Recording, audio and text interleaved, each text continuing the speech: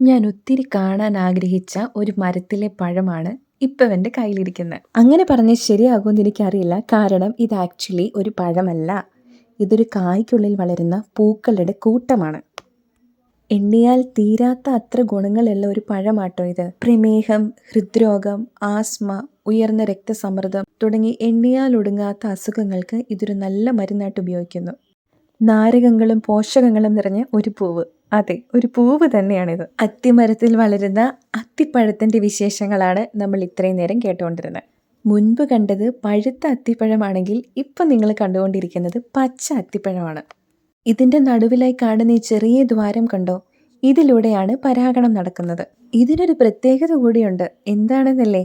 മനുഷ്യർ ആദ്യമായി കൃഷി ചെയ്ത സസ്യങ്ങളിലൊന്നാണ് അത്തിപ്പഴം.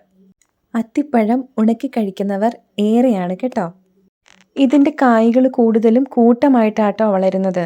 ഏകദേശം നോക്കിക്കഴിയുമ്പോൾ നമുക്കൊരു ഉള്ളിയുടെ ഷേപ്പൊക്കെ തോന്നുന്നുണ്ടല്ലേ? യെസ്, ഇത് പഴുത്ത് കഴിയുമ്പോൾ ഇതിൻ്റെ പഴത്തിൻ്റെ ഭംഗി ഒന്നുകൂടെ വർദ്ധിക്കും. കാരണം അതൊരു ലൈറ്റിഷ് റെഡ് കളറിലേക്ക് മാറും. ഇങ്ങനൊരു അത്തിപ്പഴം ഞാൻ ആദ്യമായിട്ടാട്ടോ നേരിട്ട് കാണുന്നത് ഈ കളറിൽ. അതുകൊണ്ട് തന്നെ ഇതിൻ്റെ അകത്ത് എന്താണെന്നറിയാൻ എനിക്ക് നല്ല ആകാംക്ഷയുണ്ടായിരുന്നു. ആദ്യം ഒരത്തിപ്പഴം താഴെ കിടന്ന് കിട്ടിയത്. പക്ഷെ പിന്നെ ഒന്നുകൂടെ നോക്കിക്കഴിഞ്ഞപ്പം വേറൊരത്തിയും കൂടെ കിട്ടി. എണ്ണിയാൽ ഒടുങ്ങാത്ത ഗുണങ്ങൾ ഇതിനുണ്ട്. നിങ്ങൾ ഇതുവരെ ട്രൈ ചെയ്തിട്ടില്ലെങ്കിൽ ഡെഫിനറ്റായിട്ടും ട്രൈ ചെയ്ത് നോക്കണം കേട്ടോ.